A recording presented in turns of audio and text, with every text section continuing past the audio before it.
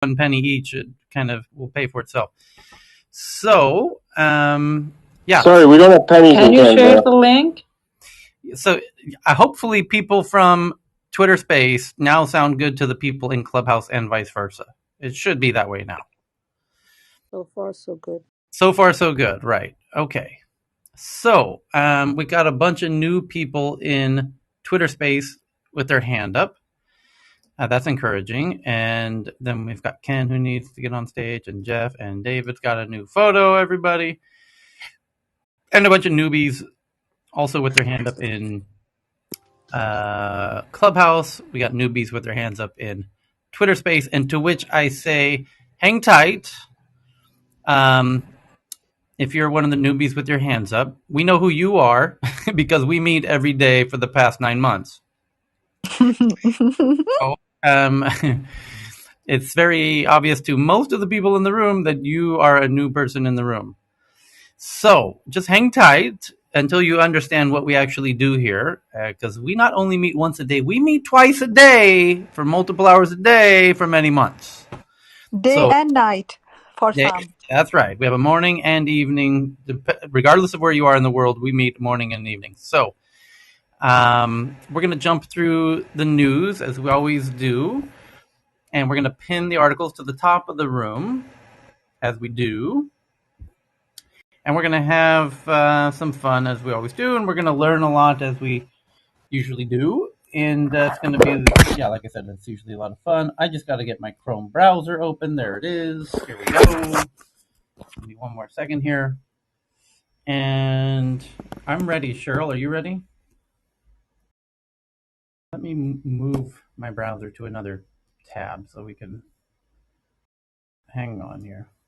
Gotta open it. Tyler, I don't see Cheryl in Clubhouse. Maybe she's in the Twitter Space. Okay, where are you, Cheryl? She was here. She was here Twitter earlier. either. I don't see her She's right not in now. Twitter Spaces. Oh, now I see her. I see her. Okay, Voila. she's back. She's back. Send co-host. Okay, Cheryl, I invited you to be the co-host in the Twitter Space. I already made you a moderator in Club Deck, so that should be fine. You are okay. Here we go. I'm ready. You're ready. We're all ready. We're streaming, and we just need our official sound to make it official. And there it is. Okay, so, I just made a mistake. Let me Okay, here we go. So the top story right now, this Monday, December 6, 2021, is from Bloomberg's Mark Gurman, who's the resident geek over there at Bloomberg, who writes most of their tech stories. I mean, for as big of as an organization as Bloomberg is, I'm surprised Mark is a one-man show over there covering tech for Bloomberg. Anywho, Mark says that many customers,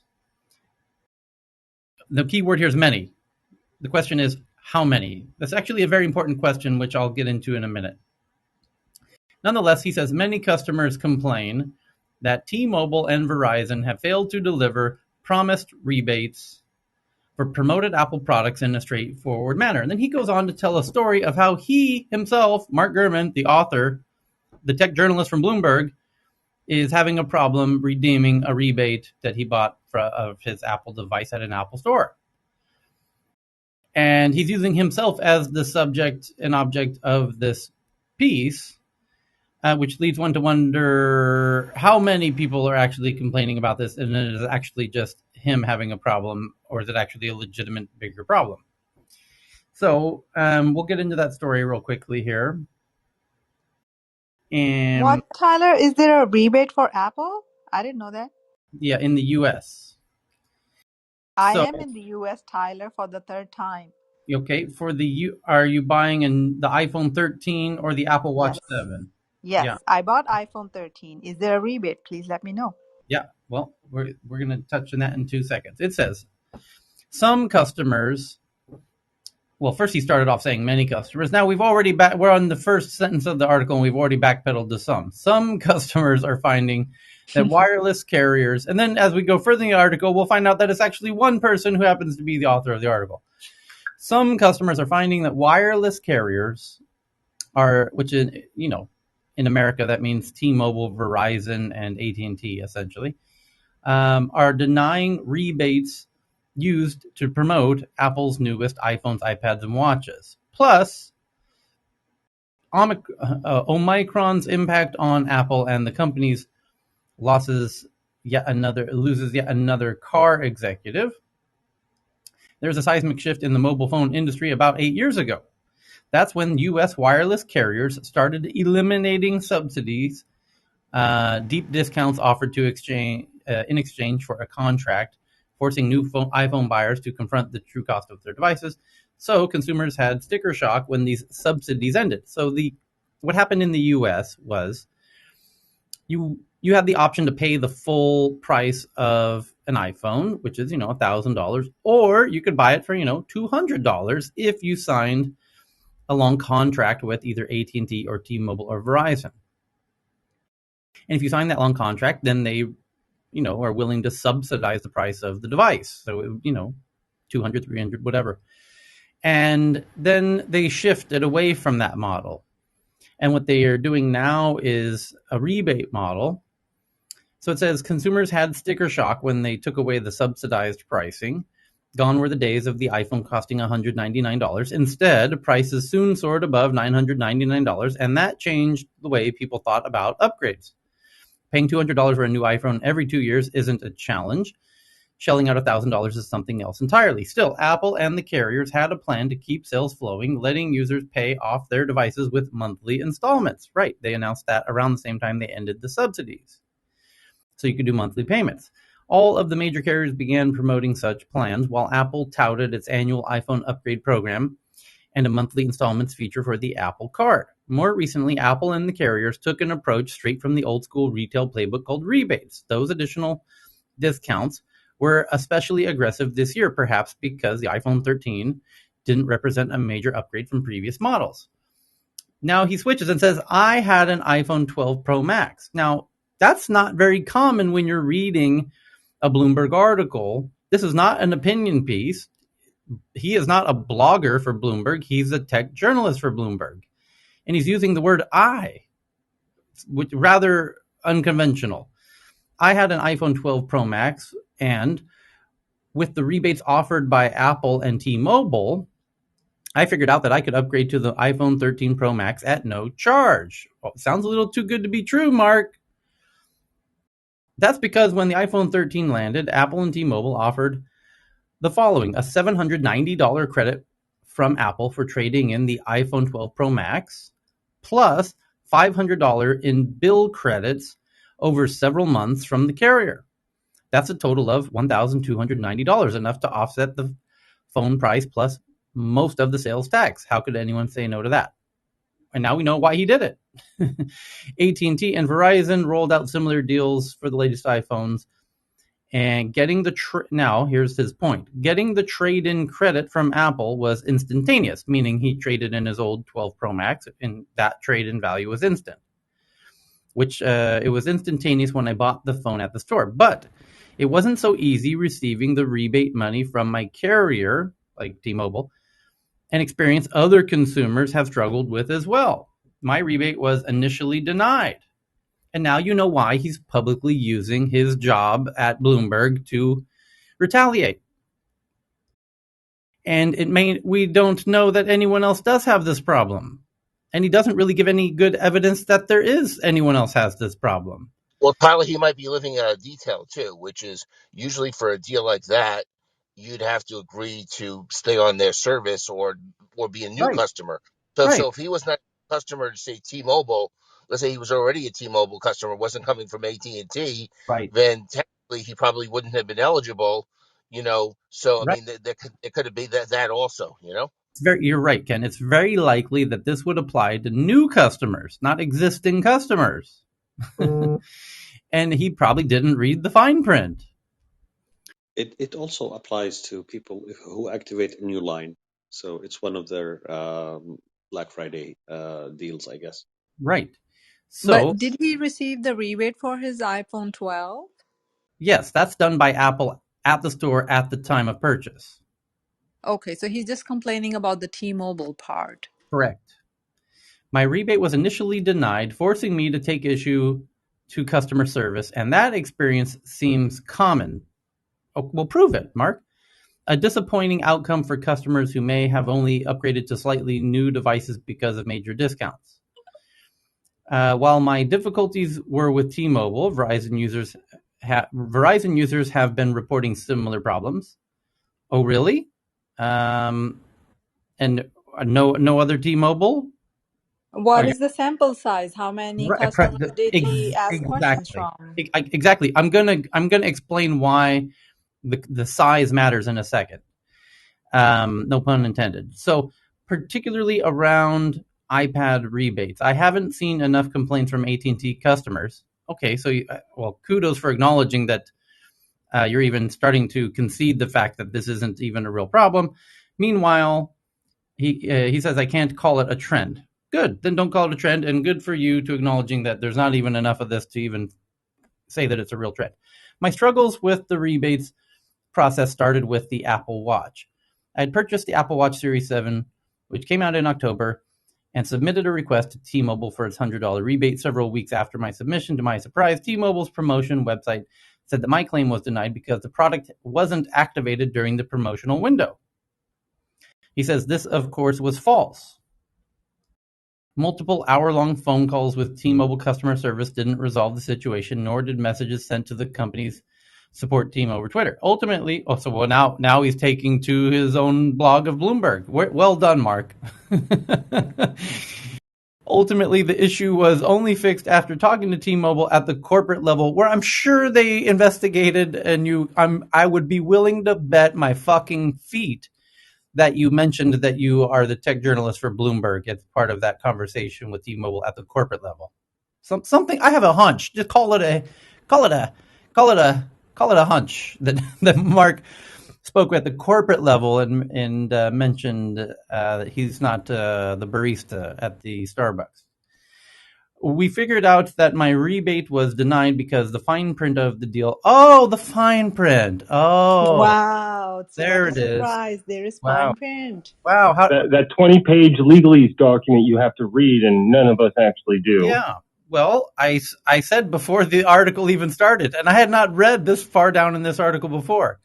So, yeah, what a surprise. It was fine print.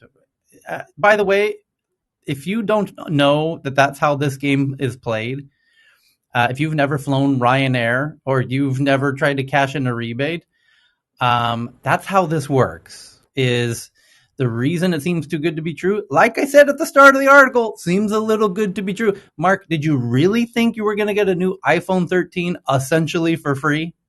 Did you honestly think that there would be no kind of strings attached? Come on, Mark, be honest. Did you not have did that little tingling feeling that says, hang on, this seems a little too good to be true? If you didn't feel that, you need to go back to, you can go ahead and sue your parents. That's the good news, because your parents raised you wrong. You need to go back and take your parents to court and let them know, hey, parents, I fell for the rebate scam, and that's on you. I'm suing you for the house because you clearly raised me wrong.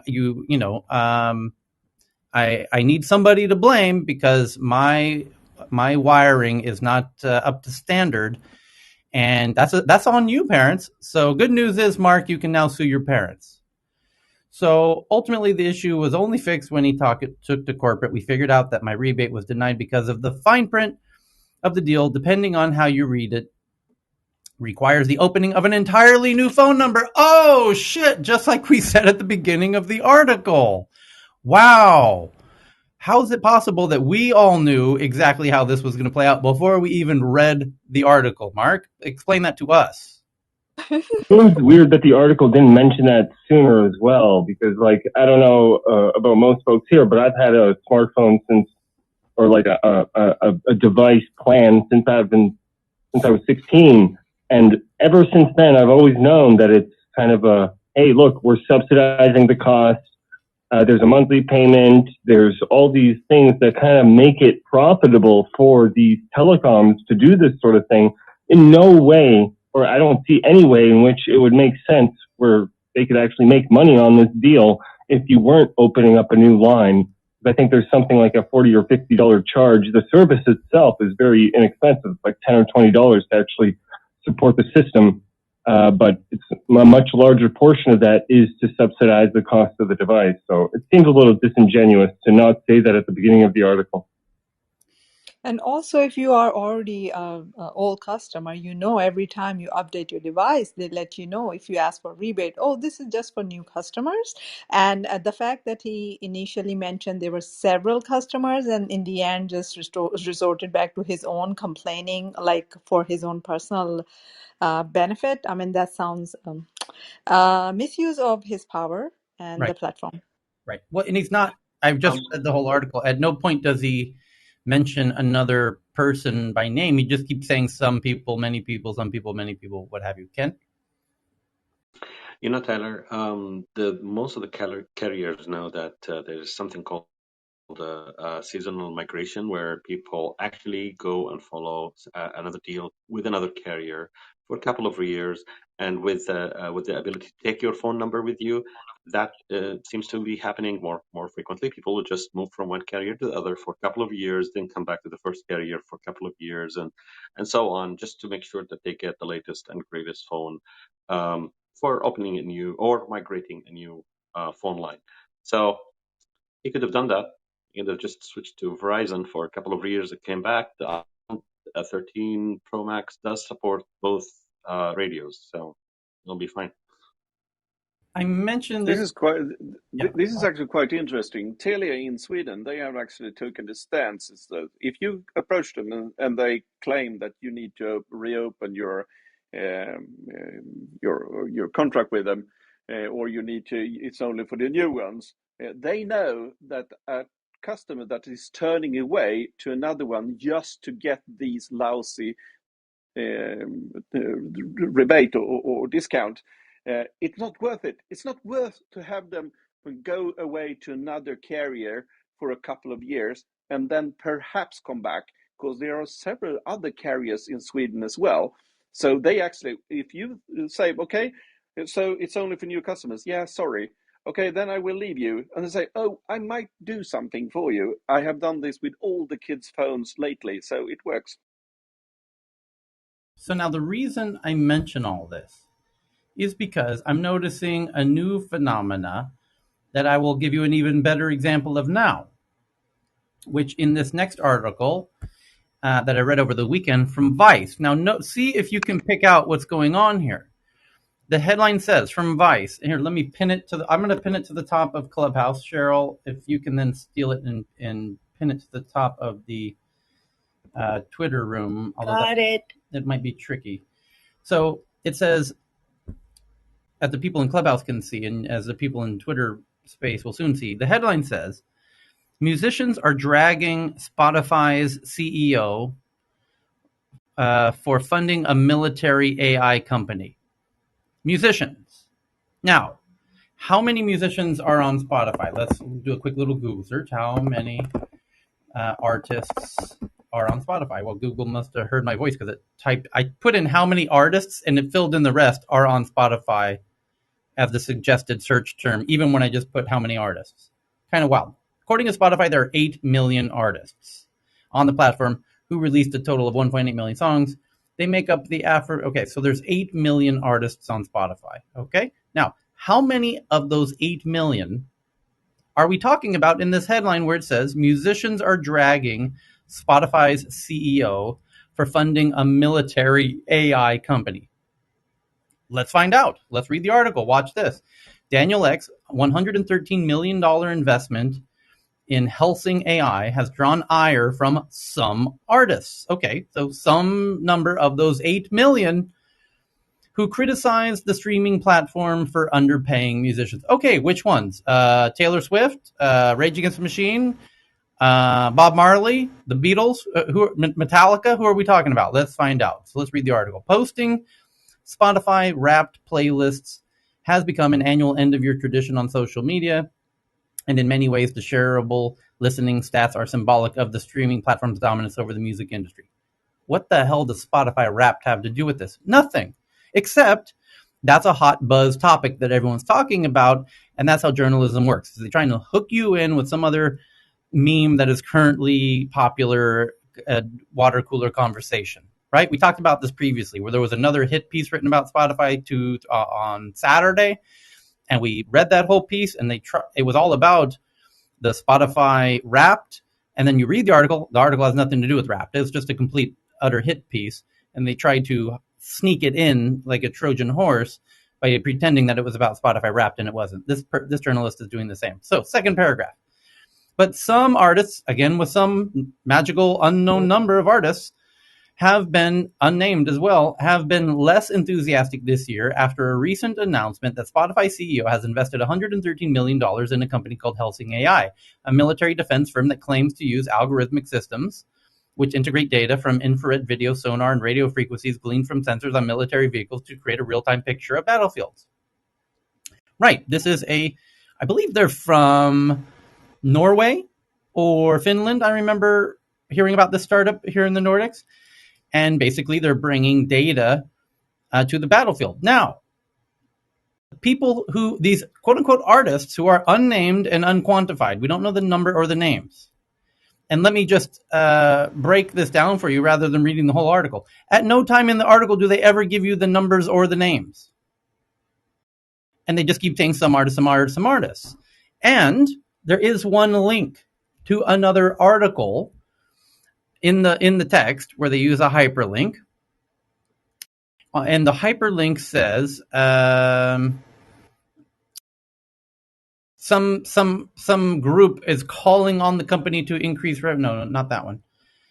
Where's the link I want? Offering discount. Calling for boycotts. The move has caused some artists to call for boycotts. And the word call for boycotts is a link. Now, again, this article does not mention any artist by name, nor does it ever mention the number of artists. It's just some artists. Now, let's be very clear. This startup, do we believe that these artists who are apparently, according to the article, upset about Daniel Ek's personal investment of his own personal money into a startup, where he invested into a startup that's using data from sonars and radars and telephone systems and whatever in the battlefields, do we think that they've actually investigated what that startup, who's, by the way, rather stealth, actually is doing?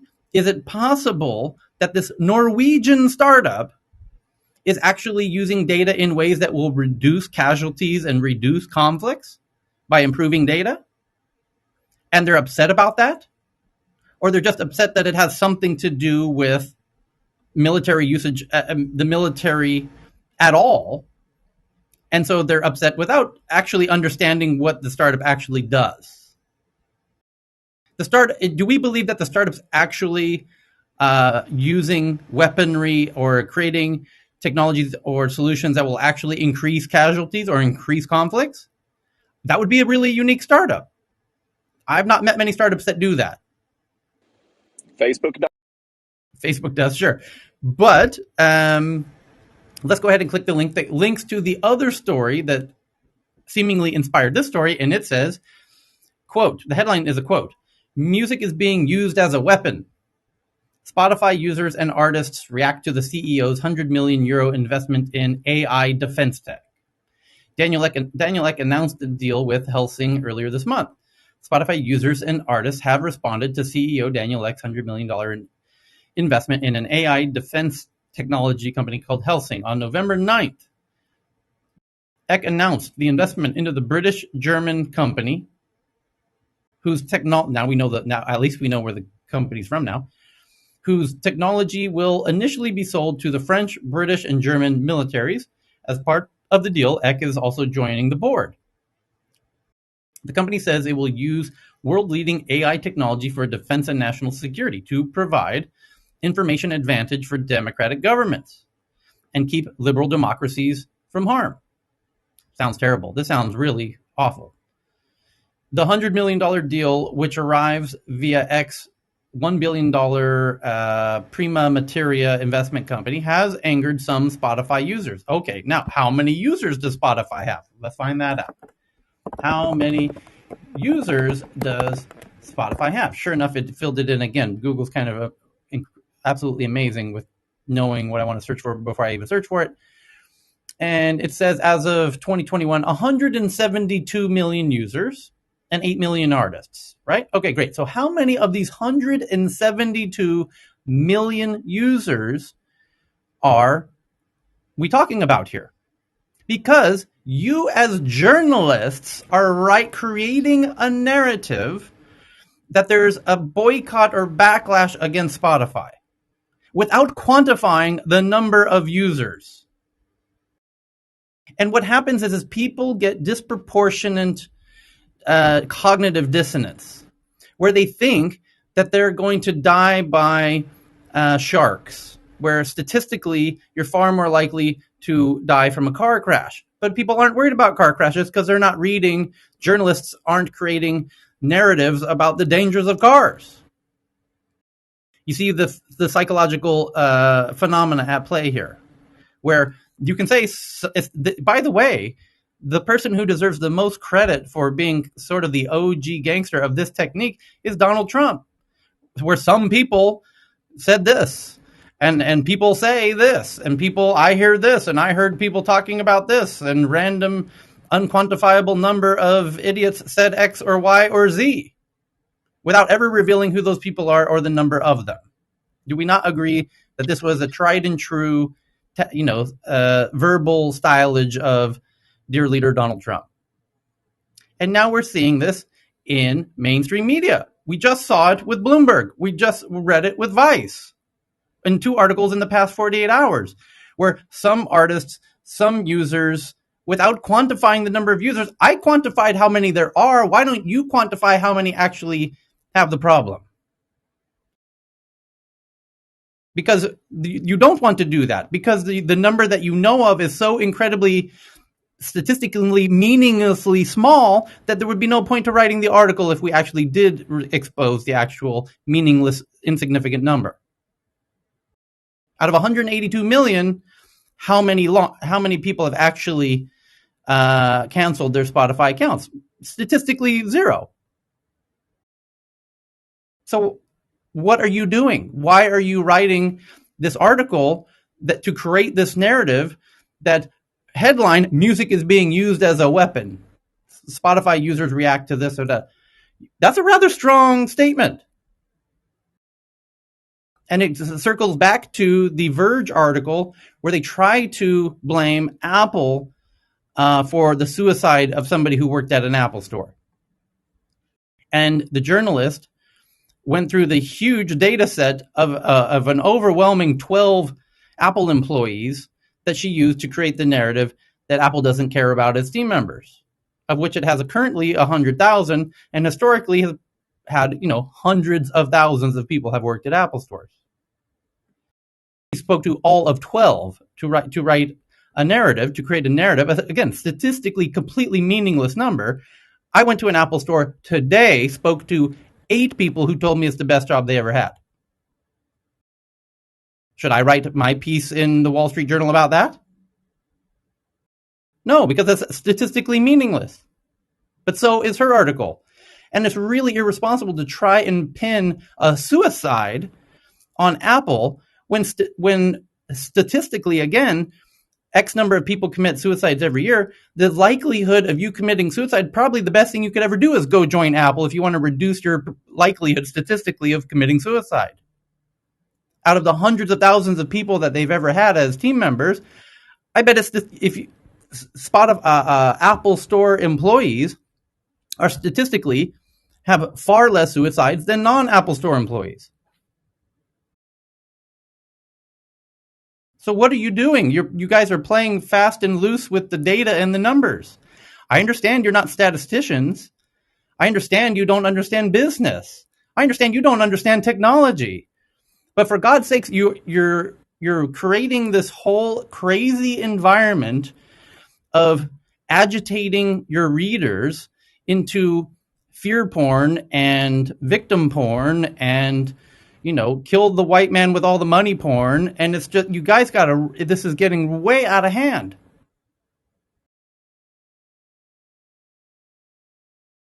Because it's starting to look like the guy who drove through the Christmas parade who killed several people, was inspired by the narrative that Kyle Rittenhouse got off and was found innocent because he's part of a white supremacist system that won't punish him. And his posts on his Facebook account would leave any casual observer to conclude that he was triggered by this narrative that, we need to revenge, this white supremacist system. And the media knows this, and that's why they're not covering him. That's why they've never mentioned his race in any of the articles. They'll mention the color of the car.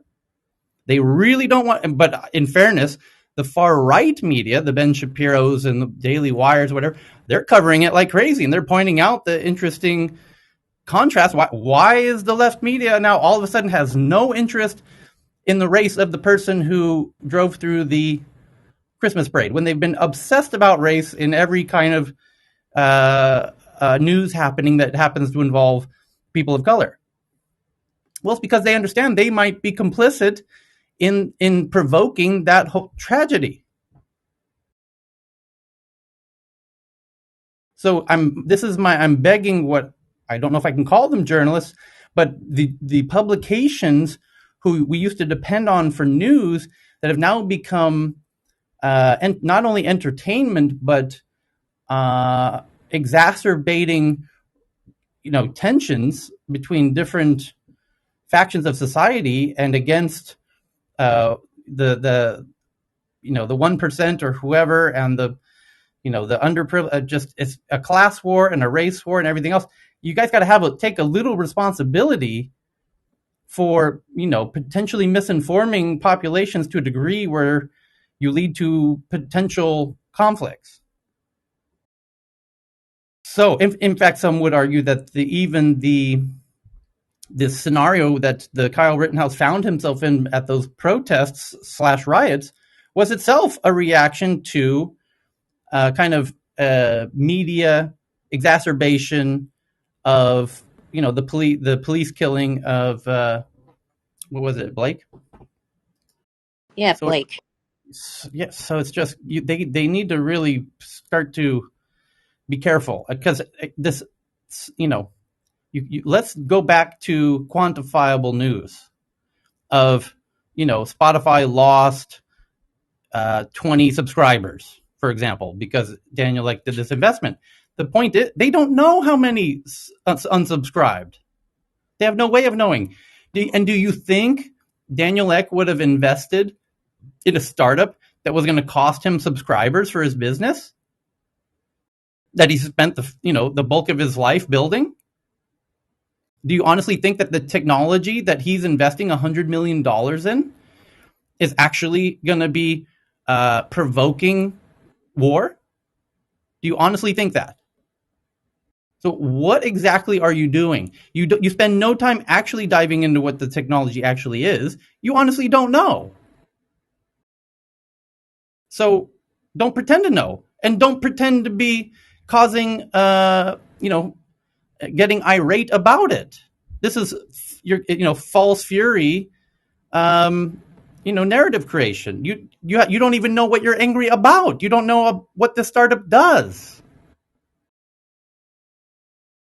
let alone claiming that it's artists and who? What artists? Name one. Well, this article does actually. This article actually names the artists, and I'm sure you've heard of it. It's called Sangita.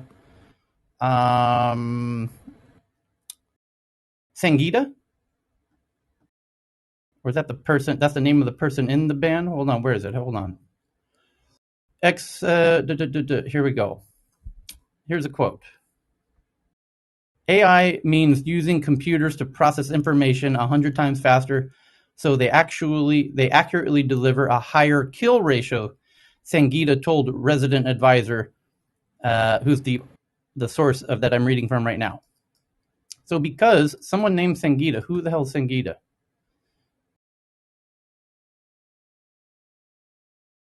It doesn't say. It's what a weird. Oh, Darren Sangita. Ambient dub fusion music producer Darren Sangita. You know Darren Sangita, that guy you spend all your time listening to? You know, that person that everyone's telling you about, Darren Sangita. You know, the ambient dub fusion producer? Right. That's who's canceling his Spotify account. And he's quoted, this person you and no one has ever heard of other than his mother, is being quoted in this article saying AI means using computers to process information 100 times faster so they can accurately deliver a higher kill ratio. Do we actually believe that Mr. Darren Sangita, the ambient dub fusion music producer, actually knows what this startup that Daniel invested in actually does? By the sound of his quote, he has no clue whatsoever. He's assuming that because it's based on AI, that it must be killing people at a higher, more efficient ratio. Sangita told Resident Advisor, quote, music is being used as a weapon. I can't sign up for that, so I've already unsubscribed and now plan to take all my music down from Spotify. We believe in music as a powerful tool for peace. Otherwise, it's a complete contradiction of our music philosophy. There you go. They just named. How many songs do you have on Spotify? That's Right, exactly right. Exactly right. Besides that, so we got the name. We found the artist, Darren Sangita. And so Vice, mind you, because of this piece, Vice wrote their piece about some artists, many artists, blah, blah, blah, blah, blah, without wanting to name Darren Sangita. But it's starting to look like not a lot of artists are actually leaving. And even this article even alludes to this by saying, UK-based Spotify user. So we have one artist who left. UK-based Spotify user Scott Darby also left the platform in response to X announcement. Longtime Spotify subscriber from 2007 canceled my subscription today because of this. So Scott Darby from the UK, Spotify user, 1 out of 128 million, he's gone. He's never coming back. Never. Hey, Tyler, do you know what the ironic thing of this is? Even if the musician's right that the AI creates better killing efficiency, that's not necessarily a negative, even if you're concerned I about know. if you're a I pacifist, know. because if it's more efficient, you're more likely to get the right person, because sometimes we get the wrong person, right? So check this out. So watch, in fairness to this publication, it says Aryan Ashuri, label manager at London outlet Outellectuals, said it would be career suicide to ditch Spotify as too much blood, sweat, and tears has gone into building a following. I don't agree with what they're doing, but it's not a personal decision. We represent 150 different artists, and I wouldn't be able to pull the plug on behalf of so many people either. Palestine's Radio Al-Hara is only affiliated to Spotify via resident DJs. There's no judgment against artists who ditch or stay with the service. We can't judge artists' decisions. We just need to remain critical of the system. But Brooklyn-based jazz percussionist and tabla player and composer Samir Gupta is taking a particularly proactive approach, as well as canceling his Spotify subscription. Oh my God, we're up to 2 artists out of 8 million now, guys. These artists are never coming back. Both of these people are gone for good. So I did actually find Sangita. He has 8,199 listenings last month. Congratulations, sir. So if you're looking for Samir Gupta, you might as well download those songs right now because he's leaving. Oh my And God, I'm gonna miss listening to both of them so much. Brooklyn, if you want Brooklyn jazz percussion tabla player composer Samir Gupta, just go there right now and go ahead and download his stuff, because he is taking this proactive approach, and he's now encouraging others to do the same by offering a 95% discount on his entire Bandcamp. And again, I'm sure he has thoroughly investigated what this startup actually does. I'm sure he spent a lot of time understanding what the startup does. Quote, this has been a long time coming away, but the Spotify CEO's desire to invest in a war AI tech was a proverbial straw that broke the camel's back. And Daniel Ek has not responded to a request for comment to this story. Well, maybe because you're trying to create the narrative that 2 artists, and 1 user out of 128 million were misinformed by another article they read, and shot themselves in the foot and the face and in their own head career-wise because they have been misinformed by some other article that misinformed them about what this startup does. And now you're using the effects article. Daniel did an investment. An article was written. That article is about incident one. Incident one was the investment. Article one is about incident one. Article one gets read by Mr. Gupta. He shoots himself in the head financially and career-wise. And now that's incident number two. Incident number two is two misinformed idiots are leaving the platform. Now we have article number two about incidents number two. That's what we're reading right now. Incidents number two, article number two, has now inspired article number three, which is Vice and all of the others, who are writing articles about article number two, but without even naming the two idiots who have shot themselves in the head financially, career-wise. That's why artists need managers who are good managers to keep them from doing stupid things. Oh my God. But you see the dumpster fire craft that's going on here. This narrative crafting. Yes. It's like a bunch of lemmings. It reminds me of lemmings. But it goes Nobody back. really knows what they're talking about. It goes back to the first article of Mark Gurman and his iPhone rebate, where he didn't. Can you explain to me how you can become the resident tech journalist for Bloomberg and don't know that if you want a rebate that you're going to have to update and get a new phone line? How do you not know that? How do you? We had the discussions regarding Bloomberg's technology journalists before. How I feel very, very. I reckon this in some way. How do you not know that there's fine print involved and that fine print will mention a new phone line? Come on. And you're covering tech? Are you for real? Come on. Can we ping him in so we can lecture him here? Jesus. I was going to Anyway, ask about that. Can you bring some of these, if any of them are on Clubhouse, can you bring them to task about some of their articles? And maybe it could be like a lessons learned. Or Twitter. like a come to Jesus moment. Okay, so the next one is from Reuters. That Alibaba appoints a new chief financial officer and will reorganize its e-commerce business under two new divisions, one domestic and one international. Alibaba Group said that Toby Zhu will succeed Maggie Wu as the company's chief financial officer from April, and a move it describes as part of the company's leadership succession plans. Now, there's another really interesting Alibaba story in the news today that is far more interesting than this one about the Olympics. Check this out. This is wild. So, and I'm going to read it right from France 24, which is kind of France's main international news source. It says, French concern about Chinese Alibaba cloud for the Paris 2024 Olympics. So let me go ahead and pin this to the top of the room. Bada boom. I just did Clubhouse, and let's try and share it on the Twitter room as well if I can. How can I do that? Maybe I can. Let me try. How do I? Oh, I have to find a tweet and then retweet it. Maybe Cheryl can do that. Okay. So it says, French concern about Chinese Alibaba cloud for Paris 2024.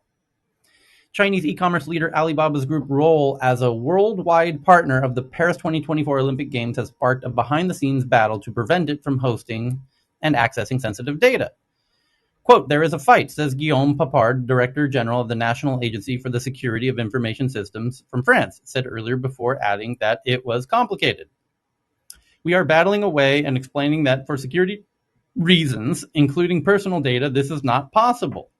Alibaba, a symbol of China's success in the digital economy, but now in the sights of the Chinese authorities, is one of the International Olympic Committee's 13 worldwide partners. The partnership dates back to the Winter Olympics of 2018.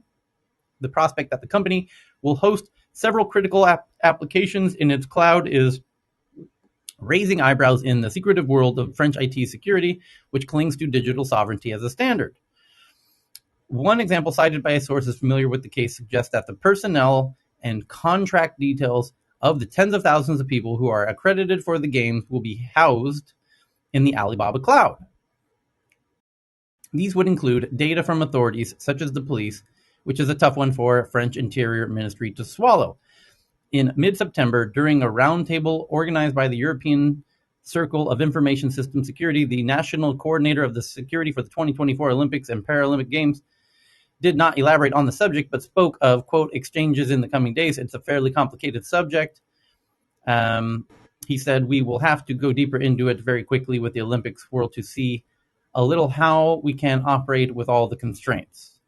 There has not been a word since, nothing about these exchanges nor the extent of the fight. Yet there is an Alibaba problem, admits the ministerial advisor. And the French Digital Affairs Ministry talks of an inter-ministerial delegation meeting with the Olympics, but does not want to talk about it publicly for the moment.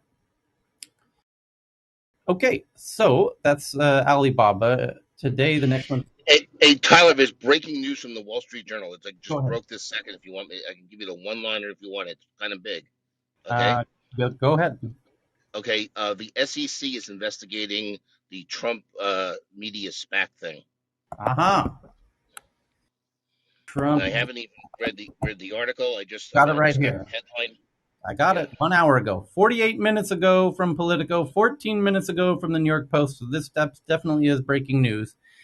It says Trump's SPAC is under investigation by federal regulators, including the SEC. Federal regulators are investigating former President Donald Trump's SPAC deal. The Securities and Exchange Commission and FINRA probes were disclosed in a filing by the Digital World Acquisition Corp., that's the actual company SPAC, the Special Purpose Acquisition Company. Trump Media and Technology Group has said it would launch a social media platform called Truth Social. The platform would compete with Twitter and Facebook, both of which have banned the former president because of his incitement of the January 6th Capitol riots.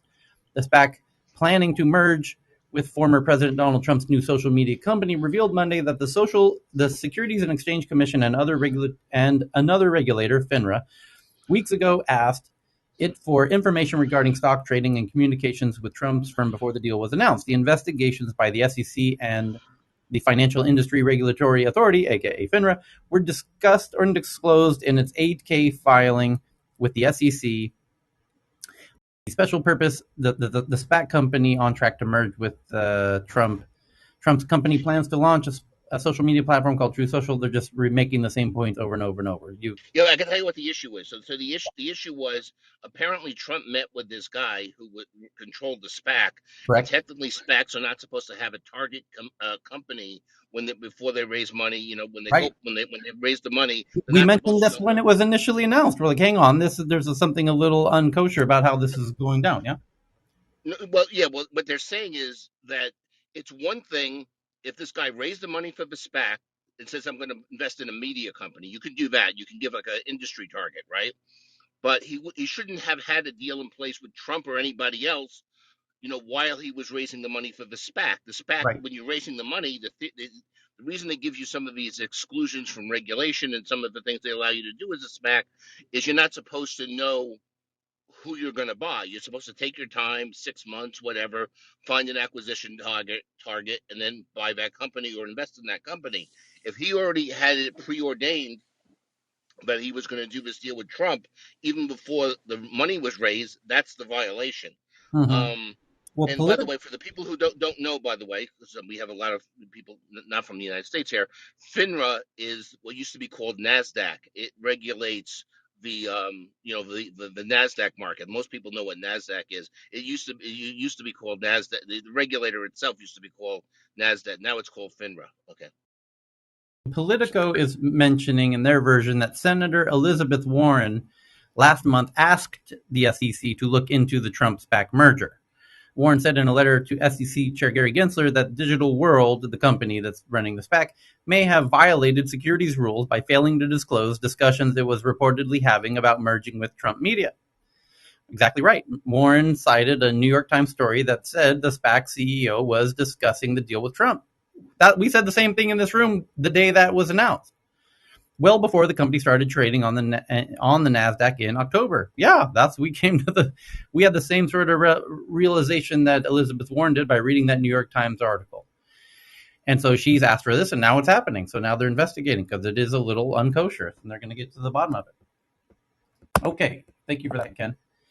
The next article is from the New York Times that the head of the U.S. Cyber Command says that the U.S. military has taken actions, quote unquote, against ransomware gangs, the first public acknowledgement of the offensive measures. Well, we've read announcements, we've read headlines of the U.S. busting some bad dudes in Poland, Ukraine, etc. But now the leader of the U.S. Cyber Command himself is acknowledging that they've taken these actions. But we knew they took these actions. It was publicly reported that they took these actions. Hey Tyler, by offensive, they probably mean that they're actually doing some cyber hacking back, not just arresting the guys.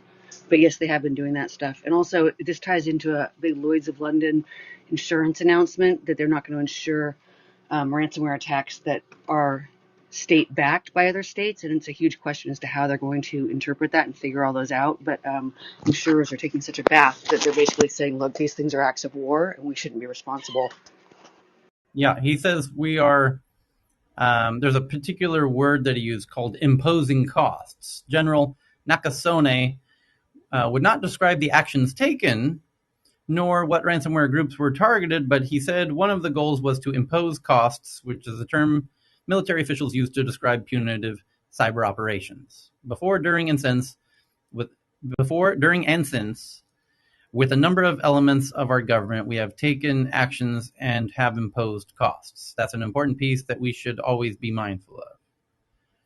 And it brings to mind the CNN article and video that I shared in the Tech News back channel that I would love to find again if somebody can find it. It was a CNN interview with the Israeli cyber defense boss, and it's a article, but at the top of the article is a video interview with a CNN journalist where the CNN Israeli cyber defense boss said exactly the same thing, that we know exactly. Oh, here's the article. I just found it. CNN 2 days ago, 48 hours ago. The headline says, and let me pin it to the top of the room. Oh, CNN with your replaying videos. Come on. The headline says, we know who is attacking us and we know how to get even, says Israel's cyber defense chief. Now, I'm going to pin it to the room so you have no doubt to what I'm saying. There it is. Israel's cyber defense chief says, we know who is attacking us and we know how to get even. And the video, you should watch that, click that link, because if you do, there's a video at the top. And when you watch that video, I'm going to go ahead and play it and then watch this amazing question that she asks Israel's cybersecurity boss about what kind of actions they're taking in retaliation. In a nondescript office park in the desert town of Beersheba, a 24/7 war room monitors the constant attempts to hack Israel's critical civilian infrastructure. Though they sit in a bomb-proof room, these maps aren't showing missiles. Instead, they're tracking real-time cyber attacks. It's not just a day-to-day. It's on an hourly or minute basis. Yigal Una leads the Israeli National Cyber Directorate, working hand-in-hand with Israel's security services to fend off cyber attacks from state-sponsored and criminal entities. We witness attacks everywhere. The last year and a half, and even before that, it's like the world went crazy. Some attacks, though, more consequential than others.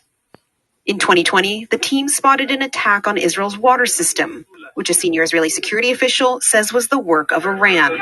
Iranian-linked criminal hacking group Black Shadow also reportedly behind recent attacks on an Israeli hospital and an Israeli LGBTQ dating site. The New York Times reporting Israel has been striking back with a cyber attack that crippled Iranian gas stations for days. Okay, now that was rumored that it was Israel who did that. I told you it was Israel who did that. But it's always hard to prove. But now you're hearing it, in being reported. So watch what happens next. Today's threats are really less important who is the flags or who's behind it. Of course, we are, at the end, we know everyone who's behind it, and we remember and we can get even. How do you get even with them? In our special measures and means. Like attacks on gas stations? What? Oh, snap. She just called him out for taking down Iran's gas stations because those just got shut down for 12 days last week. And she's saying it with a smile while she says it to his face. So watch how he responds. Well, Israel has all the tools and all the advantages in not just in cyber, but in all other aspects that we can use when we want to use it, when it's needed.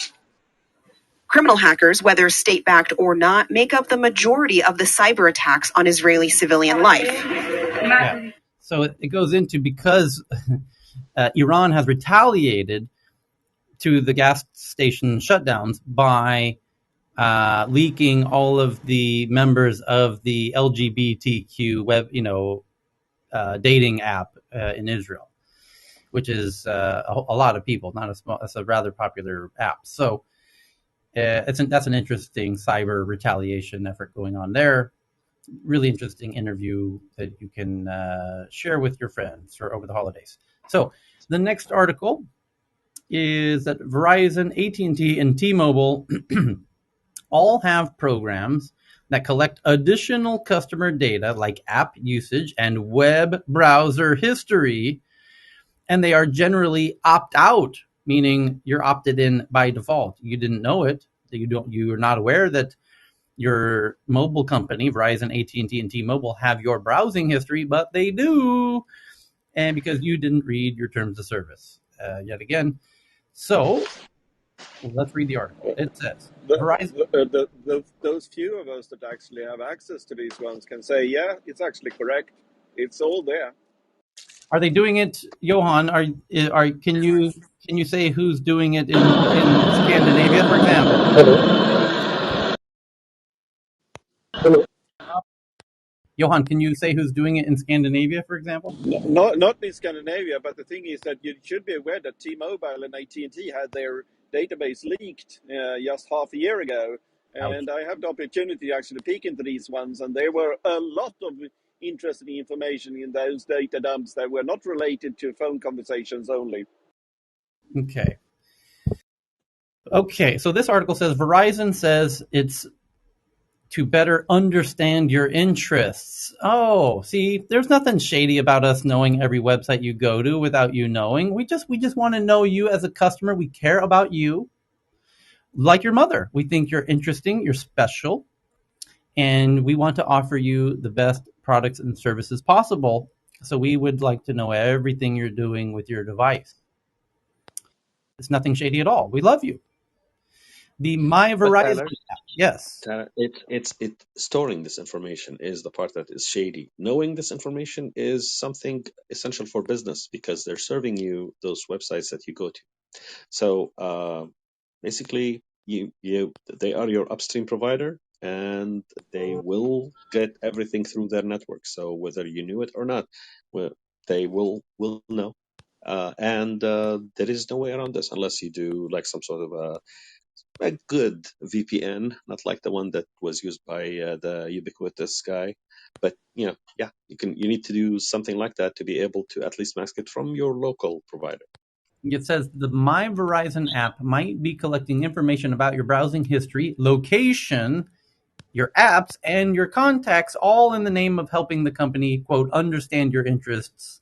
First spotted by Input. The program, which Verizon appears to automatically opt customers into, is called Verizon Customer Experience and lays buried in the privacy settings on the app.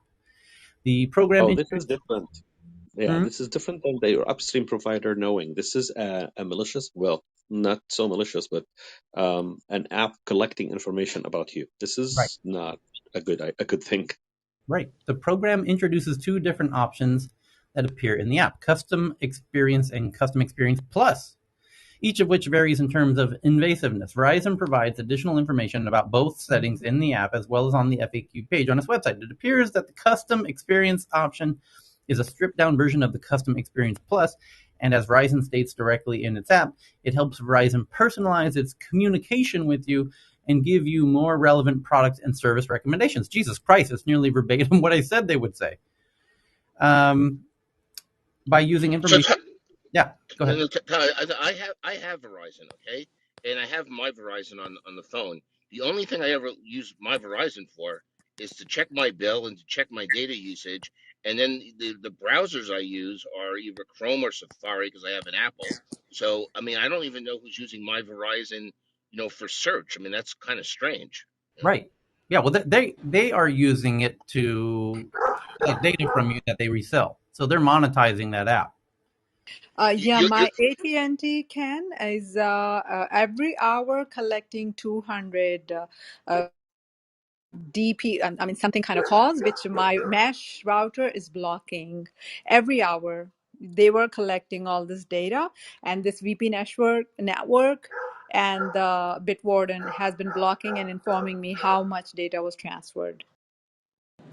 An interesting point here is that you who have an Apple phone and say that you're using Chrome or Firefox on your iPhone is not.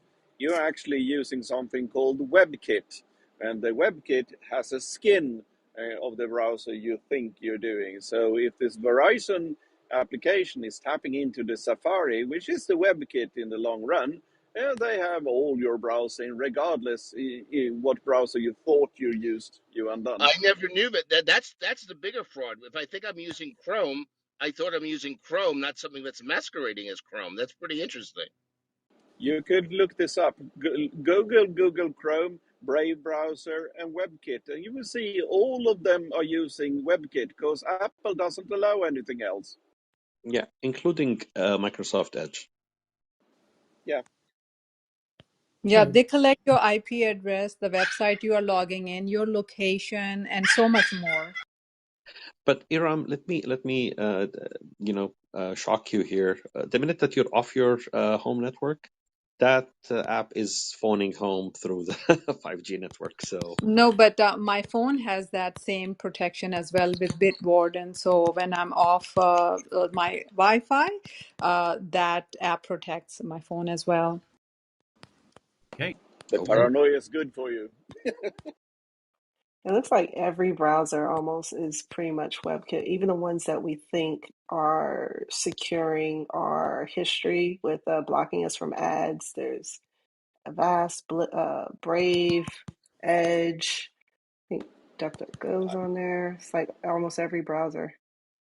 Welcome to the wonderful world of computer security. We can pull down your pants any day.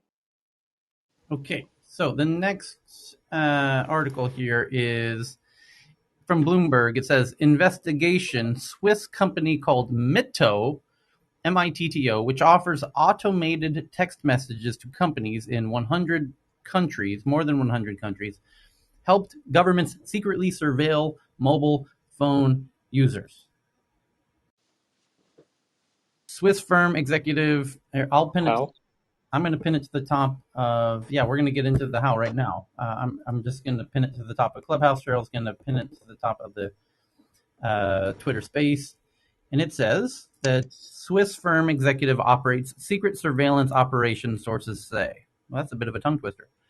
Mito network used to track people via mobile phones, former employees say. The co-founder of a company that has been trusted by technology giants including Google and Twitter to deliver sensitive passwords to millions of their customers also operated a service that ultimately helped governments secretly surveil and track mobile phones. Holy shit. So if this is the company that's sending you your password reset notifications and your codes to get into your apps, that sounds like what this is. Is Mito similar to Twilio in Europe? Is that what Mito is? We got to find out real quick here. Mito, Omnichannel Message Solutions. It's a leading provider of global omnichannel communications. This is what it's starting to sound like. Yes, it is. It's exactly this. Your verification code is. In fact, they do the verification code for TikTok and Facebook Messenger, to name a few. Clubhouse. Clubhouse probably uses Twilio. So, the co-founder of the company has been it's being trusted by Google and Twitter, so a ton of huge apps. Since it started in 2013, Mito has established itself as a provider of automated text messages for such things as sales promotions, appointment reminders, and security codes needed to log into online accounts, telling customers that text messages are more likely to be read and engaged with than emails as part of their marketing efforts. Mito, a closely held company with headquarters in Zug, Switzerland, has grown its business by establishing relationships with telecom operators in more than 100 countries. It has brokered deals that gave it the ability to deliver text messages to billions of phones in most corners of the world, including countries that are otherwise difficult for Western companies to penetrate, such as Iran and Afghanistan. Mito has attracted major technology giants as customers, including Google, Twitter, WhatsApp, LinkedIn, and Telegram, in addition to China's TikTok, Tencent, Alibaba, according to Mito's documents and former employees. But a Bloomberg News investigation carried out in collaboration with the London-based Bureau of Investigative Journalism indicates that the company's co-founder and chief operating officer, Ilja Gorelick, was also planning or providing another service, selling access to Mito's networks to secretly locate people via their mobile phones. Oh, lovely. That's everybody. If you have even one of those apps that they work with, that Mito networks were also being used for surveillance work wasn't shared with the company's technology clients. Oh, gee, you think? Or the mobile operators Mito works with to spread its text messages and other communications, according to 4 Mito employees. The existence of the alternative service was known only to a small number of the people within the company, these people said. Gorelick sold the service to surveillance technology companies, which in turn contracted with government agencies, according to the employees. Oh, shit. Responding to Bloomberg's questions, Mito issued a statement saying that the company is going to self-implode and find a nice hole to jump into. Mito issued a statement saying that the company had no involvement in the surveillance business, right, because we intelligently delegated that to somebody else. Wasn't us. We just created a smaller sister shell company to do that, which is with a different name. So it's absolutely not Mito. You're thinking of Beto. You're thinking of a different company. Or Pegasus. Could these two be linked? Could you Google that? So, yeah, they said it's Mito issued the statement saying that the company had no involvement in the surveillance business, yet it's the same boss of the other company. He's just, stealing from his day job and productizing it for another company. And had launched an internal investigation to determine if our technology and businesses have been compromised. Well, I can do that for you very quickly. Just give me 2 seconds. Yes, you have been. That was a really difficult investigation I just did. It took me a very long time. You can go ahead. I'll send you the invoice. Mito would take corrective actions if necessary, according to Mito. Yeah, well, you're going to have to fire your boss. We are shocked by the assertions against Ilja Gorelick and our company, according to the company. Quote, to be clear, Mito does not, has not, and will not organize and operate a separate business, division, or entity that provides surveillance companies access to telecom infrastructure to secretly locate people via their mobile phones or other illegal acts.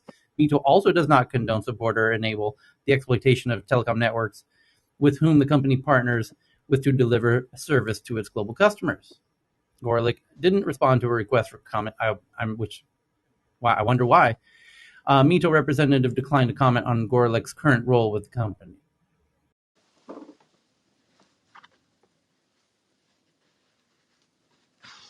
Wow.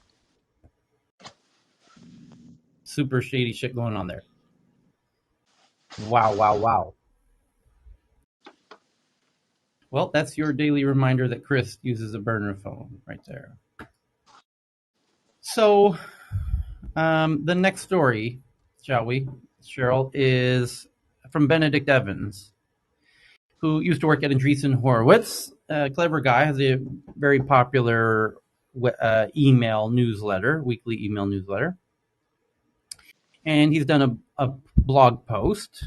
He is, interestingly, if you ever meet him, don't tell him you read his Substack, because that's if you really want to trigger Mr. Evans, that's how you do it. Tell him you read his Substack, because he's gone to great lengths to not be on anybody's plantation or platform. He's on his own stack.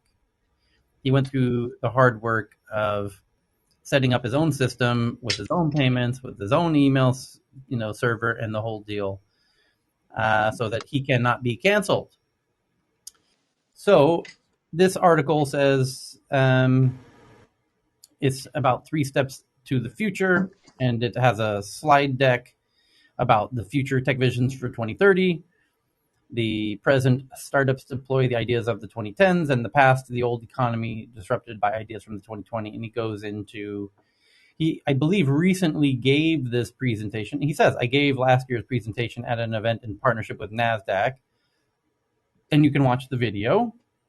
And anyway, so he's got this very long Google slide presentation about the future. And yeah, I mean, you could go to worse sources than Benedict Evans about ideas about where the future is going. So you might want to check that out. And he tweeted saying, so I published a new presentation on technology in 2021 and 2022, 3 steps to the future, about crypto, Web3, VR, metaverse, and everything else. Next one, Financial Times. Group M, global ad revenue will reach $763 billion this year, up 18.7% from 2019. Alphabet, Meta, and Amazon control 80 to 90% of the digital ad market outside China. Pretty dominant. That's what you call a triopoly. The next one is a company called Stacked, which is spelled correctly, so points for that, which provides investment tools for retail crypto investors, raises $35 million. Amazon's extensive supply chain investments, mostly focused on domestic U.S. logistics, make it very attractive to third-party merchants and customers because they like sending shit on time. Yeah. If you're not using Amazon for your logistics, your shit is going to be late and your customers are going to be angry. So, of course, third-party merchants and customers are very, very happy with how Amazon's taken all of that stuff in-house, so that it can't be, meddled with or trifled with. So it's kind of brilliant in that way. And the next one, WhatsApp will let users set all chats to disappear by default over 24 hours, 7 days, or 90 days. Its disappearing messages feature is getting an upgrade. WhatsApp is adding new functionality to its disappearing messages feature, which will let users set it in the chat to automatically be deleted after a set period of time. Next up from The Guardian, the EU has spent hundreds of millions of euros over the past decade on tech, including drones and sensor systems to track down refugees at its borders. Hey now we're talking. Hey now. Fortress Europe. Let's pin this bad boy, Cheryl. This is a humdinger of an article right here. This is some Pulitzer Prize shit right here. Let's pin this one. You don't get articles like this every day now. This is a wild one. Fortress Europe. The millions spent on military-grade tech to deter refugees. From The Guardian. We map out the rising number of high-tech surveillance and deterrent systems facing asylum seekers along EU borders. Critics accuse the EU of using inappropriate technology and equipment to police its borders. How dare you?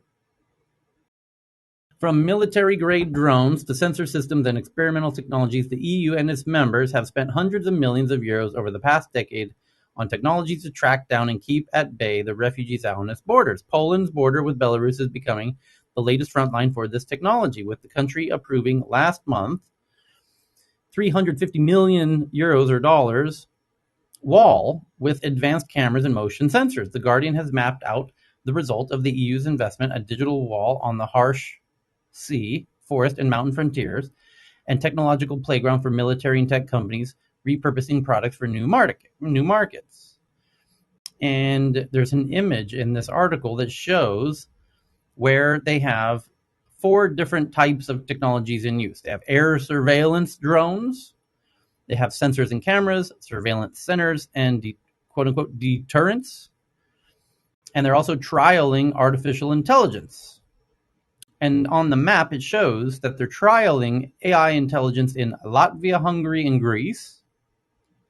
And it shows that in Poland, for example, they are using sensors and cameras, surveillance centers, and deterrence. And they're using drones in Austria, Italy, and Croatia. And most of all, Greece is using all of the above. Because that's where most of them come from, Turkey, through Greece, through the boats.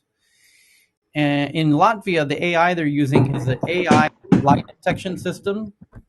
And let me find out who's got the open mic there so we can... Susie, you're going to mute you. Sorry, Susie. So in Latvia, they're using AI lie detectors that scan the faces of asylum seekers as they answer questions, have been trialed. Very interesting. Poland has sent automated texts telling people not to attempt entry from Belarus, as well as planning to build a 200-kilometer border wall. Greece has deployed a sound cannon that can direct blasts up to 162 decibels towards refugees trying to cross its border with Turkey. Frontex is surveilling the Mediterranean with drones made by Israeli arms companies. You get the idea. Air surveillance. Refugees and migrants trying to enter the EU by land or sea are watched from the air. Border officers use drones and helicopters in the Balkans, while Greece had airships on its border with Turkey. The most expansive tool is the long-endurance Heron drone operating over the Mediterranean. Okay, and they show the most popular flight paths of these drones, where they're monitoring the oceans between Libya and Tunisia, which are on the African continent, and Malta, which is a European island in the Mediterranean.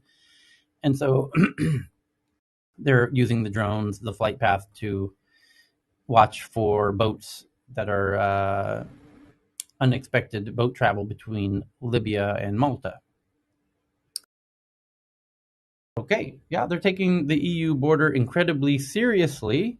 As you've heard me say many times, if you join us regularly, that climate refugeeism and water stress is going to lead to incredible climate refugeeism, similar to, just as the latest example, would be what's happening in Afghanistan, where the UN and Pakistan and Sweden observers all agree that there's 22 million people in Afghanistan who are expected to not survive the next couple months due to lack of water and food and energy as we go into winter there. And it's, there's just a few thousand Afghanis who are on this border with Poland at Belarus, who are escorted through Belarus. And if they do manage to breach the border and enter Poland, there's 22 million more where they came from, and who will die if they don't go there, according to the UN. So the EU, many countries in the EU were greatly impacted politically in accepting 1 million Syrians when ISIS came into Syria.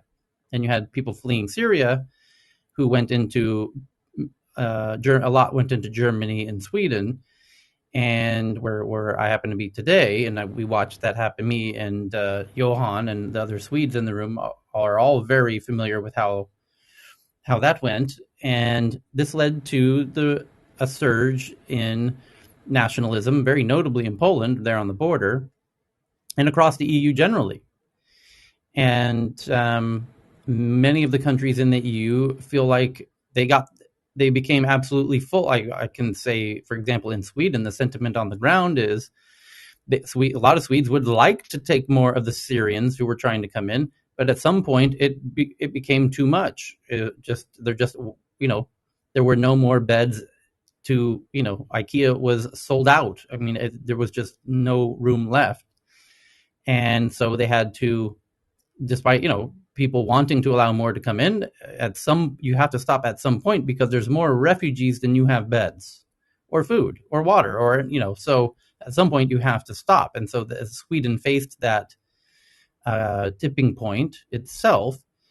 And I would argue most of Europe already has, with 1 million Syrians. Now we're talking about 22 million Afghanis, and it's already full. The hotel's full. So what's going to happen?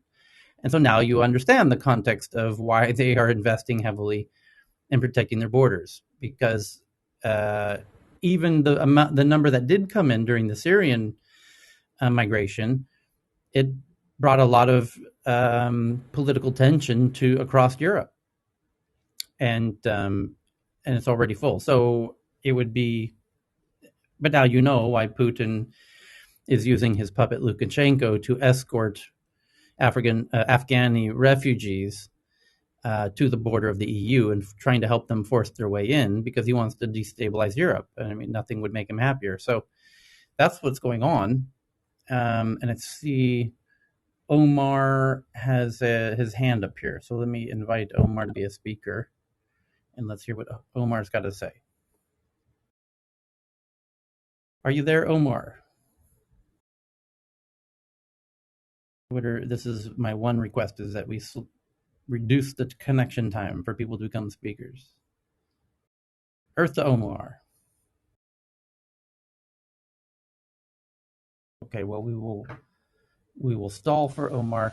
There. Whoa. Tyler, can I join in? Yeah, go ahead. Thanks very much. I just wanted to ask a question following your comment about Europe being full up, the hotels full, with 1 million rather Syrian refugees. How does that compare with the very many millions that places like Jordan and other countries in the Middle East have? Specifically 3 million, yes.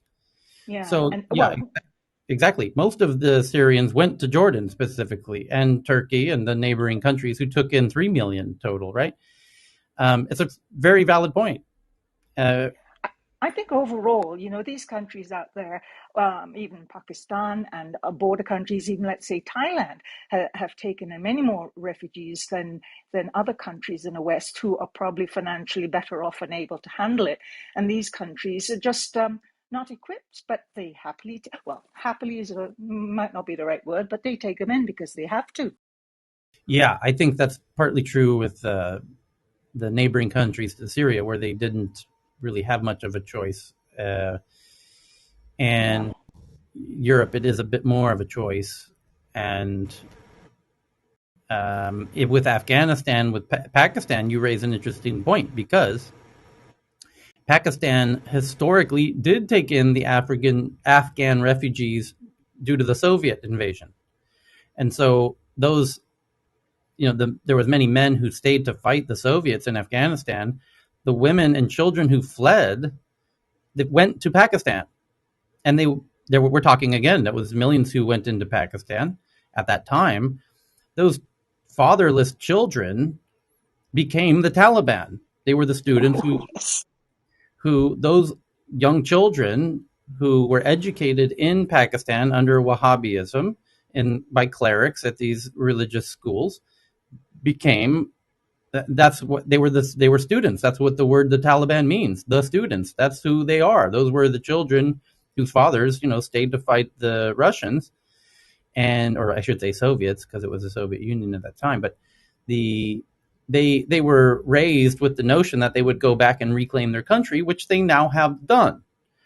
And now that they've done it, Pakistan's playing along and sealing the border, because that's what the Taliban wants Pakistan to do.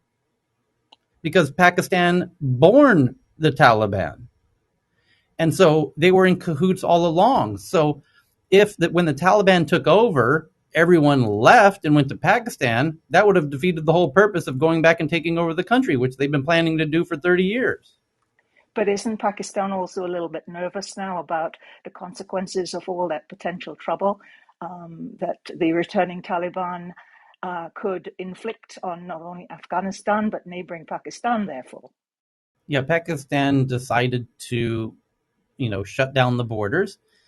And it's funny. I mean, there's a lot of videos of those borders between Pakistan and Afghanistan when the Afghanis were begging for their lives to enter Pakistan, and Pakistan says, no, you can't come in.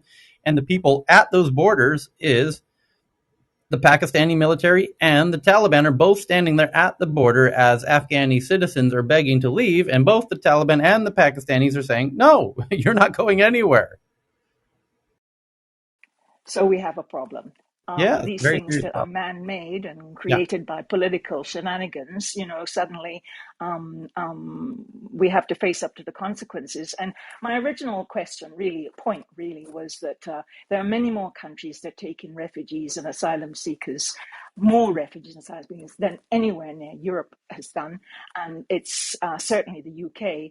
And it really seems a little bit miserly, heartless. What other words like that can you put in? It's just, I know it's difficult to have open borders. I know that resources are limited. However, what do we do with people in need? I mean, these are real people in real need, and we're shutting the doors fast in their faces. Well, what about the 3,000 that are currently in Belarus, which the Polish president, or prime minister to be specific, is putting the blame squarely on Putin, and he's saying it publicly in parliament, saying that this is the brainchild of the Kremlin, to his exact words, or translated into English. And I mean, you don't go and say things like that unless you have some kind of evidence for that, and it doesn't take rocket science to figure that out. But Russia does have tons of land, tons and tons, and Russia could take the entire Middle East if it wanted to. It has an absurd amount of land. Like, if you look at a map of the world, get a globe for a second and go look at Russia, it's by far the biggest geography on the planet, and with the 99.9% of it's totally empty. But it's so much easier and so much more fun to play political football with people's lives rather than to do some sharing and digging deep and maybe passing some money around and Right. passing some land around. I mentioned that because Putin and Lukashenko are trying to claim that Europe is heartless. It's like, well, you're the one trying to force them into Europe because you're trying to destabilize Europe. You could take them if you want to accuse people of being heartless. The Tyler, point, Absolutely. no, there is a country Tyler, called it's Saudi not. Arabia, which who are ready to sponsor building of mosque in Europe, but they are not ready to take on a Syrian refugee. They haven't taken anyone, and of course, refugees would go into neighboring countries because they have relationship, they have families there. Syrian going to Turkey, why wouldn't they go into Turkey? Because a lot of problems is created by Erdogan there, and there are problems which were created by Jordan. So what the hell is going to happen? They would have to go there. So also it's much easier or closer for them to move to Saudi Arabia rather than going to Europe. But Saudi Arabia is not taking them in. And at the same time, they are saying that, okay, we'll sponsor a mosque building in Europe. We'll give out money. So that's... That's an interesting point about Saudi Arabia. Yeah. Hey, Tyler, what you're leaving out about Russia is the part that's really not inhabited very much, is has really, really poor climate, probably even say worse than Minnesota. So that's why people don't live there.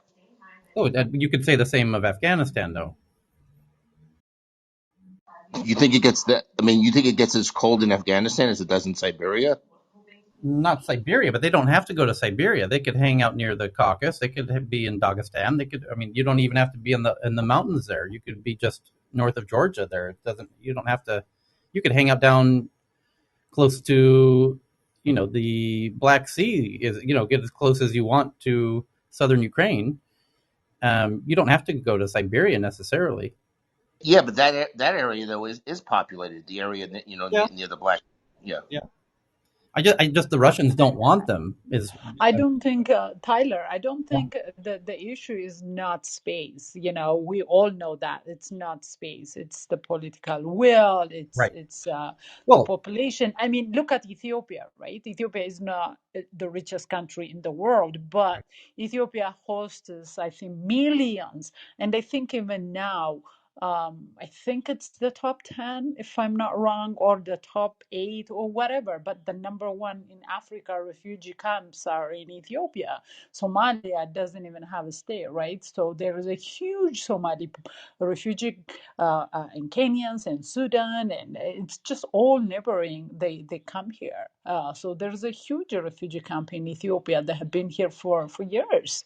And Ethiopia is not rich, but they host millions and millions of refugees in the country. So it's not really a matter of space.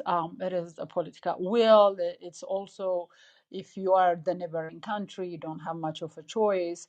Otherwise, if you look at the US or even Canada, I mean, the entire country is made up of refugees, I mean, immigrants. I mean, it was the Irish, and then it was the Italian, and then it was later on the Jews. So, I mean, they opened and took in millions and millions, and now they have decided they don't want to do that anymore for one reason or another. So it's not really space. yeah. Well, if you This look at the modern crisis benefits, of Afghanistan is slightly different. There is a political will to create that tension and problem. Uh, there's a country called Pakistan who is actually trying to act as a gatekeeper of all the charity work and fund which is coming into Afghanistan. There are a set of people who are trying to make lives of Afghans better by donating them, but at the same time, there's a country who is manufacturing this problem. So India wanted to send out 50,000 tons of wheat to Afghanistan. Pakistan blocked it for 3 months. They said, okay, we would not allow them to go by our road. Why would they? They should go airlift 50,000 tons of wheat. So that sort of games they are playing. So there are people whose incentives are aligned to create and manufacture a problem. So they are all okay. So unless those gets resolved, I don't think we are looking at a refugee problem anytime soon. Well, no, I mean, India's border with Pakistan is not going to allow any of the Middle East to enter India, I don't think. But Afghanistan technically has a border with China. The problem is that border leads directly to the Xinjiang province where the Uyghurs are.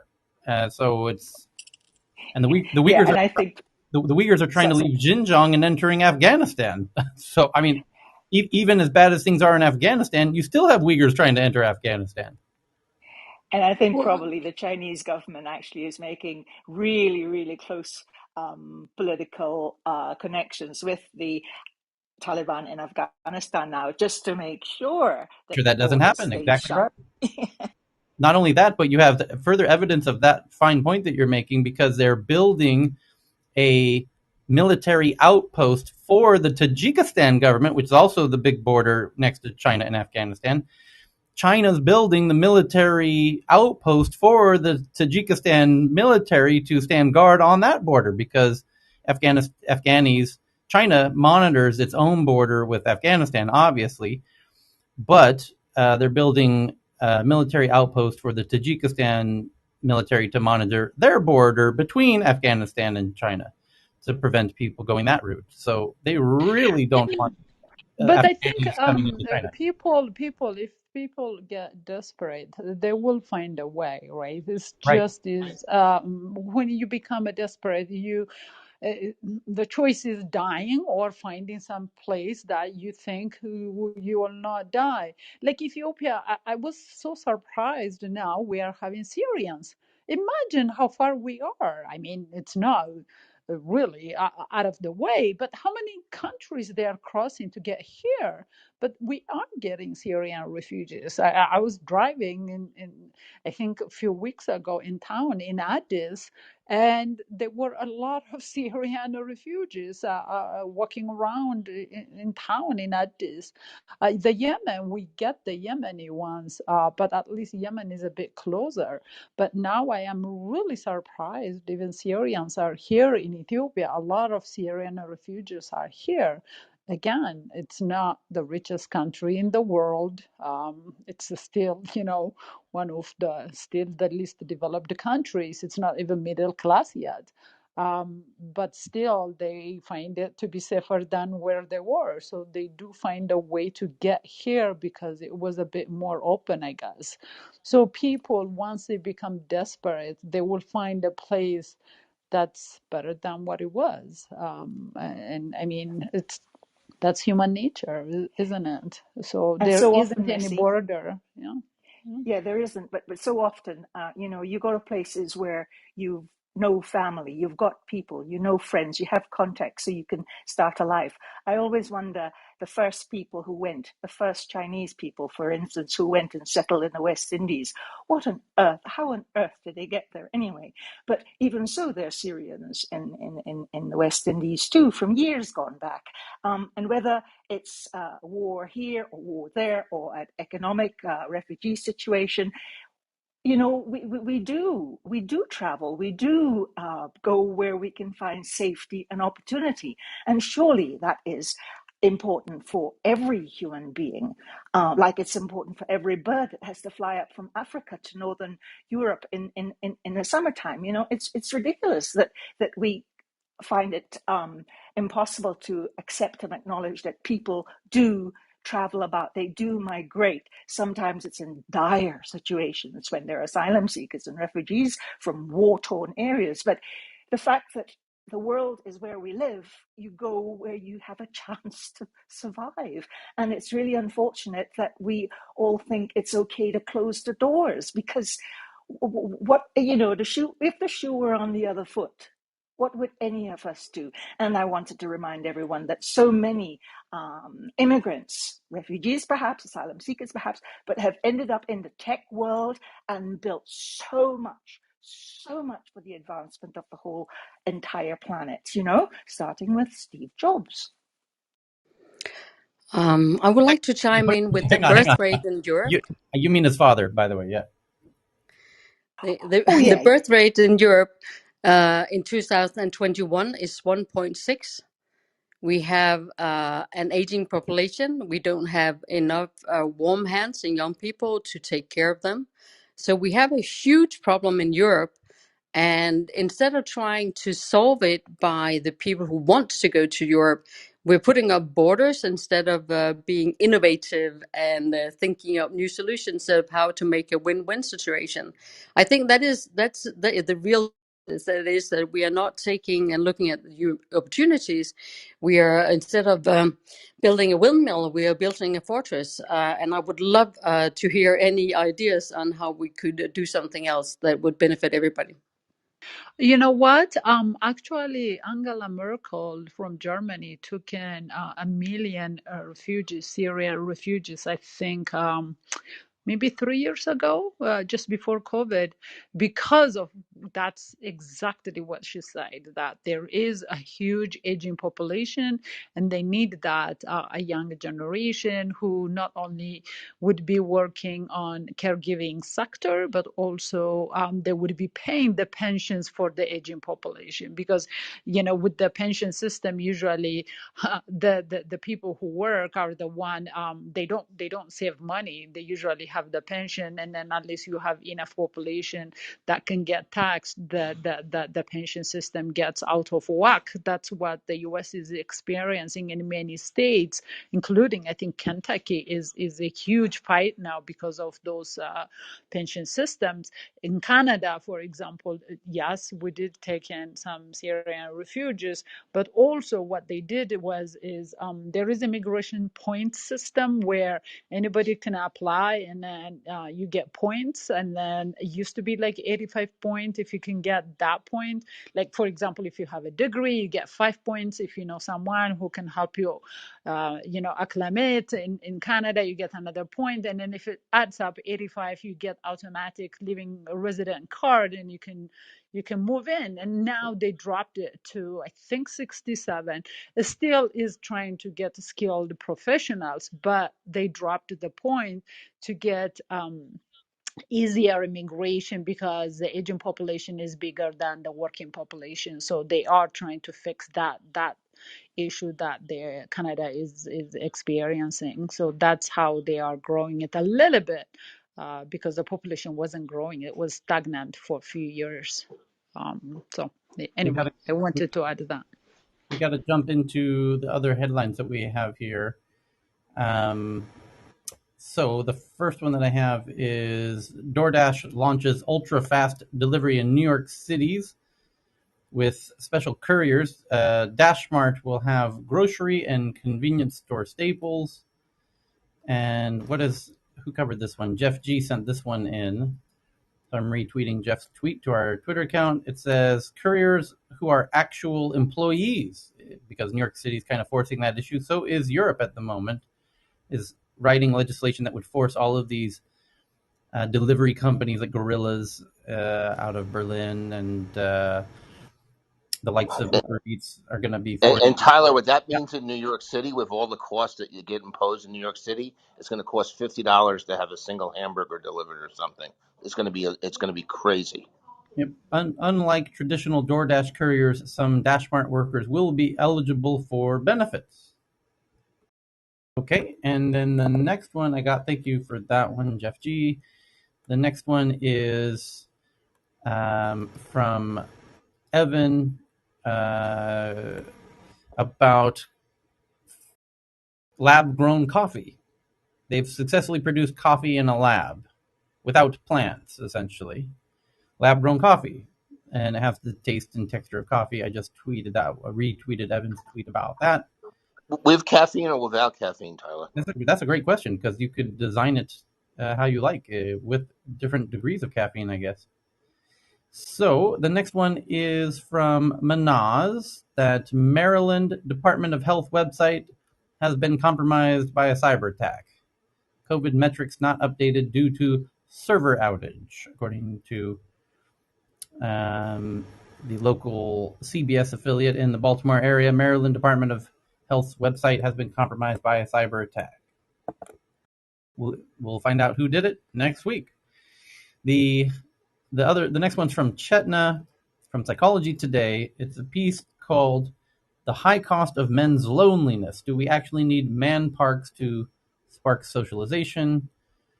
And it says men often don't have close friends in heterosexual relationships. Women often maintain friendships for the couple. Boys start out feeling as connected in their friendships as girls do, but they tend to neglect personal relationships to pursue external success. And loneliness is correlated with longevity. It has a risk factor for health problems such as cardiovascular disease and stroke. So how to deal with male loneliness, for example? Well, we got the metaverse coming, so I think we're going to be all good there. So the next one is JT liked that. JT, let's go to yours then, about the upcoming Lensfest by Snapchat, now known as Snap, at lensfest.live. They have an event coming up December 7th and 9th. So starting tomorrow for the next 3 days, it's going to be Lensfest. What's that all about, JT? Yeah. So for the next 3 days, they do this every year. It's more like a state of the company from a lens perspective, but they normally announce new features and really take the user through workshops and even showcase some of the upcoming things. So some of the newest features that at least have been coming out in the past few months, some major ones actually, around speech recognition, around 3D hand tracking, and even the spectacles that are in developer mode. So all these three things they're going to focus on, and they might, especially with the announcement of Unreal coming to the US with Apple and their leaks, and then also with the Meta announcement on the Facebook side. It's rumored, at least from the internal people that I talked to, that spectacles might go full consumer mode. But that's still speculation. But I wouldn't be surprised if they announce something along that line. Aside from that, I think they're going to really focus on something around the connected lenses and the local lenses, as that's been a trend from major companies. Even today, we heard something from Samsung. They're releasing something in Hollywood Park around real time shared experiences. So that's a huge trend that's happening even during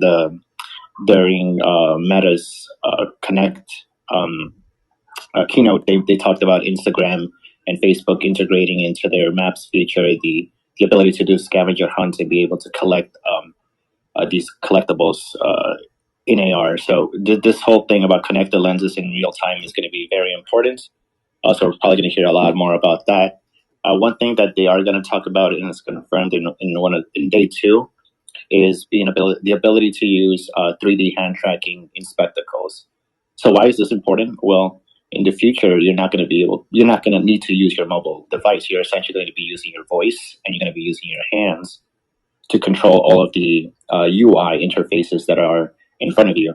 So 3D hand tracking is very important in this regard, especially the voice recognition that they have right now that's powered by their SnapML components. So I think what they're going to demo out the next few days is going to be like really, really powerful. And I think it's going to blow everyone away. And especially Facebook is going to have to take note on what they're building out here, because Snapchat has one of the most powerful machine learning models and algorithms in the whole entire ecosystem of competitors. So definitely check this out if you're into AR and the future of the metaverse and everything in line with that. And now let's do your other one. Samsung debuts its new augmented reality playgrounds. Visitors. Yeah, so that's the one that I was alluding to, that this whole concept of real-time shared experiences.